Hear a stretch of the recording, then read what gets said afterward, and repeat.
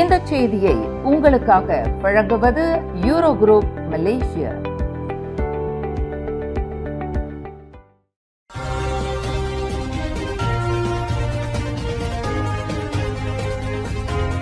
வணக்கம். திசைகளின் 5 மணி செய்திகள். PKR என்னுடைய குடும்ப கட்சி என்று முத்திரை குத்துவதா?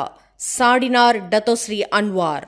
PKR கட்சி தனது மனைவி மற்றும் மகளின் கட்சி என்று தனது குடும்ப கட்சியாக முத்திரை குத்தி வரும் தரப்பினரை கட்சியின் தேசிய தலைவர் டத்தோஸ்ரீ அன்வார் இப்ராஹிம் இன்று கடுமையாக சாடினார். நேற்று நடைபெற்ற கட்சி தேர்தலில் தனது மகள் நூருல் ஈசா கட்சியின் புதிய துணைத் தலைவராக தேர்வு செய்யப்பட்டது மூலம் PKR ஒரு குடும்ப கட்சி என்று முத்திரை குத்தப்பட்டு கடுமையாக விமர்சிக்கப்பட்டு வருவதாக பிரதமருமான டத்தோஸ்ரீ அன்வார் குறிப்பிட்டார்.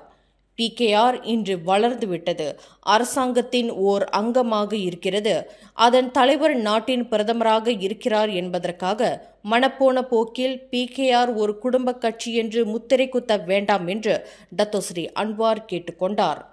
அன்று நான் சிறையில் வைக்கப்பட்ட போது அந்த நெருக்கடி மிகுந்த தருணங்களில் கட்சியை யார் வழி நடத்தியது, யார் கட்சியினை முன்னெடுத்து கொண்டு சென்றது, கட்சியை புத்துணர்ச்சியுடன் வழி நடத்தியது யார் என்று டத்தோஸ்ரீ அன்வார் வினவினார். ஹடிரான் நேஷனல் என்ற கட்சியை PKR என்று பெயரிடப்பட்டு அதன் வேகமும் தாக்கமும் குறையாமல் வழி நடத்தி வந்த கட்சியின் அன்றைய தலைவரும் தனது துணைவியாருமான doctor Wan Azizah Wan Ismail கட்சிக்கு தலைமை ஏற்றிருந்த போது PKR ஒரு குடும்ப கட்சி என அன்று கண்களுக்கு தெரியவில்லையா என்று கேள்வி கேட்கும் நபர்களை நோக்கி டத்தோஸ்ரீ அன்வார் பாய்ந்தார். 1998 உருவாக்கப்பட்ட நீதி கட்சியை தொடர்ந்து வழிநடத்தி என்னிடம் ஒப்படைத்து பெரும் பங்காற்றிய PKR முன்னாள் தலைவரும் தனது துணைவியாருமான வான் அசிசாவிற்கு இவ்வேளையில் நன்றியை தெரிவித்துக் கொள்வதாக இன்று PKR மாநாட்டில் பலத்த கைத்தட்டல்களுக்கு இடையில் டத்தோஸ்ரீ அன்வார் கூறினார். PKR கட்சியின் புதிய உதவித் தலைவராக தேர்ந்தெடுக்கப்பட்டிருக்கும் டத்தோஸ்ரீ ஆர் ரமணன் இந்த வெற்றியானது தம்முடைய தனிப்பட்ட வெற்றி அல்ல என்றும் இது மக்களின் நம்பிக்கையாகும், பொறுப்புடனும் நேர்மையுடனும் அர்ப்பணிப்புடனும் தாம் சுமக்க வேண்டிய பெரும் பொறுப்பாகும் என்றும் வர்ணித்துள்ளார். PKR கட்சியின் 2வது உதவித் தலைவராக டத்தோஸ்ரீ ரமணன் தேர்வு செய்யப்பட்டிருப்பது மூலம் மக்களின் குரலை ஓங்க செய்யவும் நீதியின் மதிப்புகளை நிலைநிறுத்தவும் நாட்டின் மாற்றத்தை கட்சி தொடர்ந்து முன்னெடுப்பதை உறுதி செய்யவும் உறுதி பூண்டுள்ளதாக அறிவித்துள்ளார். மங்காத தேசிய சீர்திருத்தத்தை உள்ளடக்கிய மடானி மலேசியாவின் குரலை தேசிய அரங்கிற்கு கொண்டு செல்வதே தனது நோக்கமும் தொலைநோக்கு பார்வையும் உள்ளடக்கியிருப்பதாக தொழில் முனைவோர் கூட்டுறவு மேம்பாட்டு துணை அமைச்சருமான டத்தோஸ்ரீ ஆர் ரமணன் தெரிவித்துள்ளார். மாநாட்டுக்கு பிறகு PKR கட்சியின் தேசிய தலைவரும் பிரதமருமான டத்தோஸ்ரீ அன்வார் இப்ராஹிமின் தலைமையில் வலுவுடன் கட்சியை முன்னேற்ற பாதைக்கு கொண்டு செல்வோம் என்று கட்சி உறுப்பினர்கள் அனைவருக்கும் அழைப்பு விடுப்பதாக டத்தோஸ்ரீ ரமணன் தமது முகநூலில் குறிப்பிட்டுள்ளார். நாட்டின் பிரதமரும் PKR கட்சியின் தலைவருமான டத்தோஸ்ரீ அன்வார் இப்ராஹிம் நூருல் ஈசாவிற்கு மட்டுமல்ல அனைவருக்கும் தந்தையாவார் என்று PKR முன்னாள் பொதுச் செயலாளரும் உள்துறை அமைச்சருமான டத்தோஸ்ரீ சைஃப்ரின் நசுட்டியான் தெரிவித்துள்ளார். PKR துணைத் தலைவர் தேர்தலில் ரஃபிசி ரம்லியை தோற்கடித்து கட்சியின் புதிய துணைத் தலைவராக தேர்ந்தெடுக்கப்பட்டுள்ள நூருல் ஈசாவின் வெற்றியை தொடர்ந்து தேர்தல் முடிவு குறித்து தாம் கேள்வி எழுப்ப விரும்பவில்லை என்று சைஃபுடின் கூறினார். டத்தோஸ்ரீ அன்வாரின் வயது, அவர் கொண்டுள்ள பரந்த அனுபவம், அர்ப்பணிப்பு முதலியவற்றினால் அவரை கட்சி உறுப்பினர்கள் மிகவும் நேசிக்கின்றனர் என்று ஜொஹர் பாருவில் நடைபெறும் PKR தேசிய பேராளர் மாநாட்டின் 2வது நாளான இன்று உரையாற்றுகையில் சைஃபுடின் மேற்கண்டவாறு கூறினார். பூச்சோங் தாமான் பூச்சோங் இந்தானில் உள்ள ஒரு அடுக்குமாடி வீடமைப்பு பகுதியில் நிகழ்ந்த தாக்குதல் சம்பவத்தில் 47 வயது நபர் கடும் காயங்களுக்கு ஆளாகினார். இன்று சனிக்கிழமை அதிகாலை 2:15 மணியளவில் அந்த ஆடவர் தனது காதலியுடன் இருந்தபோது இந்த தாக்குதல் சம்பவம் நிகழ்ந்தது. அந்த நபரை தாக்கியவர் அவர் காதலியின் முன்னாள் கணவர் என்று கூறப்படுகிறது. தாங்கள் வீட்டில் இருந்தபோது தனது காதலன் தாக்கப்பட்டு விட்டதாக சம்பந்தப்பட்ட பெண்ணிடமிருந்து அவசர அழைப்பை போலீஸ் பெற்றதாக சுபாங் ஜெயா மாவட்ட போலீஸ் தலைவர் முகமது ஃபைருஸ் ஜஃபார் தெரிவித்தார். காதலனும் காதலியும் ஒரே வீட்டில் தங்கியிருந்தபோது அந்த பெண்ணின் முன்னாள் கணவர் இரும்பினால் அந்த நபரை கடுமையாக தாக்கியுள்ளதாக நம்பப்படுகிறது. இந்த தாக்குதலை அந்த பெண்ணின் காதலனும் 30-40 வயது மதிக்கத்தக்க மேலும் 2 நபர்கள் நடத்தியுள்ளனர் என்பது பூர்வாங்க விசாரணையில் தெரிய வந்துள்ளது என்று அவர் குறிப்பிட்டார்.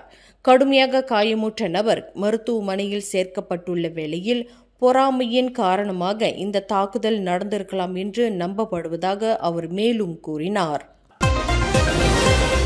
விரைவில் நடைபெறலாம் என்று எதிர்பார்க்கப்படும் சபா மாநில தேர்தலில் PKR கட்சி 13 இடங்களை கோரும் என்று அக்கட்சியின் புதிய துணைத் தலைவர் நூருல் இசா தெரிவித்துள்ளார். இவ்விவகாரம் குறித்து PKR கட்சியின் தேசிய தலைவரும் பிரதமருமான டத்தோஸ்ரீ அன்வார் இப்ராஹிம் மற்றும் கூட்டணி கட்சிகளின் தலைவர்களுடன் தாம் விவாதிக்க இருப்பதாக நூருல் இசா குறிப்பிட்டுள்ளார். பொதுமக்கள் வழங்கக்கூடிய காணிக்கை மற்றும் நன்கொடைகளால் ஆலயங்கள் வழிநடத்தப்படுவதால் ஆலயங்களின் கணக்கு வழக்கு விபரங்கள் பொதுமக்களுக்கு அறிவிப்பதை ஆலய நிர்வாகங்கள் தார்மீக கடப்பாடாக கொள்ள வேண்டும் என்று மலேசிய இந்து சங்கத்தின் மத்திய செயலவை உறுப்பினரும் நகரி செம்பிலான் மாநில பேரவைத் தலைவருமான சிவஸ்ரீ டாக்டர் AL ஆனந்த கோபி சிவாச்சாரியார் வலியுறுத்தியுள்ளார். ஆலய நிர்வாக உறுப்பினர்கள் அல்லது அறங்காவலர்களுக்கு மட்டுமே கோவில் கணக்கு வழக்குகளை காட்டுவதற்கு ஆலய நிர்வாகங்கள் கடமைப்பட்டுள்ளதாக கருதலாம்.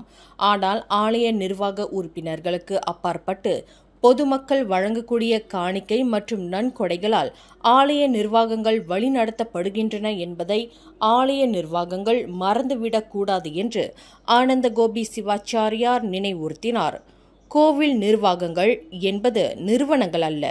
பங்குதாரர்களுக்கு மட்டும் கணக்கு வழக்கு விவரங்களை காட்ட முடியும் என்று பிடிவாதம் பிடிப்பதற்கு, ஆனால் அவ்வாறு கணக்கு விவரங்களை பொது மக்களுக்கு அறிவிப்பது என்பது ஓர் ஆலய நிர்வாகத்தினர் தாங்கள் ஏற்றுள்ள பொறுப்புக்கு ஏற்ப கொண்டுள்ள ஒரு வேள்வியாகும். இவ்வாறு செயல்படுகின்ற திருக்கோவில் நிர்வாகங்களே வெளிப்படைமிக்க திறன்மிக்க ஒரு முன்னுதாரண கோவில் நிர்வாகமாகும். அதற்கு சிரம்பான் தாமான் துவான்கு ஜஃபாரில் வீற்றிருக்கும் ஸ்ரீ மகா ராஜராஜேஸ்வரர் தேவஸ்தானம் ஒரு சிறந்த முன்னுதாரணமாகும் என்று ஆனந்த கோபி சிவாச்சாரியார் விளக்கினார். வரக்கூடிய காலங்களில் எல்லா ஆலயங்களும் இதே போல முறைப்படியான கணக்கு வழக்குகள், அந்த ஆலயத்தில் இருக்கக்கூடிய சொத்து பத்துகள் எல்லாம் மக்களுக்கு தெரிய வைக்க வேணும். அதே நேரத்தில் மக்கள்கிட்ட இருந்து காசு வாங்கி நம்ம அந்த ஆலயம் நடத்துகிறோம். சில நேரங்கள் நீங்கள் பார்க்கலாம், சீக்கியர் கோயில்கள்லாம் போனீங்கன்னாக்கா அங்கே யார் தலைவர், யார் செயலாளர், யார் பொருளாளர்களே தெரியாமல் இருக்கும். ஏன்னு கேட்டிங்கன்னு சொன்னாக்கா அவங்களே சமைச்சு ஒரு நல்ல ஒரு மடப்பள்ளி வச்சுருக்கிறாங்க. இப்போ சில ஆலயங்களில் இன்றைக்கி பார்த்தீங்கன்னா நகரி மாநிலத்தில் சில ஆலயங்கள் பார்த்தீங்கன்னா அடுப்பு வச்சு சமைச்சு கூட அன்னதானம் போடுறது இல்லை, கேத்தரிங் பண்ணுறாங்க. கேத்தரிங் பண்ணி கேத்தரிங் சாப்பாடு கொடுக்குறாங்க. கோயில்னா அன்னதானம் அங்கே கோயிலில் சமைக்கணும், அப்போ தான் சுத்தமாக இருக்கும் அது. அப்போ அந்த அன்னதானங்களெல்லாம் முறைப்படி போடணும். அப்போ இந்த துக்கு ஜஃபா ஆலயத்தில் பார்த்தீங்கன்னு சொன்னாக்கா எல்லா முறைப்படி என்னென்ன செய்யணுமோ காலையில் பூஜையிலிருந்து எல்லாமே அங்கே சிறந்திருக்கு. அதே நேரத்தில் தலைவருங்கிற முறையில் தொண்டு தான், தலைவர்ன்றது தொண்டாடணும், அதுதான் முக்கியம். நான் தலைவர், நான் தான் பெரிய ஆள் அப்படின்றத விட அங்கே இறங்கி அந்த தொண்டுகளை செய்யணும். ஆலய தலைவர்கள் என்பவர்கள் தாங்களே பெரியவர்கள் என்ற நினைப்பை மறந்து தாமும் ஒரு தொண்டரே என்று கருதும் நிலை ஏற்பட்டால் மட்டுமே ஓர் ஆலயம் பொது மக்களுடன் இரண்டர கலந்து உயர்வடைய முடியும் என்று நகரி செம்பிலான் மலாக்கா மாநிலங்களின் அர்ச்சகர் சங்கத்தின் தலைவருமான ஆனந்த கோபி சிவாச்சாரியார் வலியுறுத்தியுள்ளார். ஷாலாம் டேச மோச்சிஸ் என்ற இடத்தில் கூண்டில் அடைக்கப்பட்ட குரங்கு ஒன்று ஸ்ப்ரே மூலம் சாயம் அடித்து அலங்கோலப்படுத்திய நபரை பர்ஹிலித்தான் எனப்படும் வனவிலங்கு தேசிய பூங்கா உடனடியாக விசாரணை செய்ய வேண்டும் என்று விலங்கு பாதுகாப்பு உரிமை சங்கம் கேட்டுக் கொண்டுள்ளது. சம்பந்தப்பட்ட நபரின் அராஜக செயலினால் அந்த குரங்கு துடிப்பதை ஒரு காணொலி மூலம் சமூக வலைதளத்தில் பார்க்க முடிந்ததாக அந்த சங்கம் கூறுகிறது. தனது சொந்த விருப்பத்திற்காக விலங்கினத்தை வதைக்கும் அந்த நபருக்கு எதிராக 2010ஆம் ஆண்டு வனவிலங்கு பாதுகாப்பு சட்டத்தின் கீழ் உடனடியாக விசாரணை செய்யப்பட்டு நடவடிக்கை எடுக்கப்பட வேண்டும் என்று அந்த சங்கம் வலியுறுத்தியுள்ளது. மேலும் செய்திகளை தெரிந்து கொள்ள கீழே இருக்கும் பெல் பட்டனை அழுத்துங்கள். உங்கள் மகிழ்ச்சியை வெளிப்படுத்த லைக் மற்றும் ஷேர் செய்யுங்கள். தொடர்ந்து திசைகளோடு இணைந்திருக்க சப்ஸ்கிரைப் செய்யுங்கள்.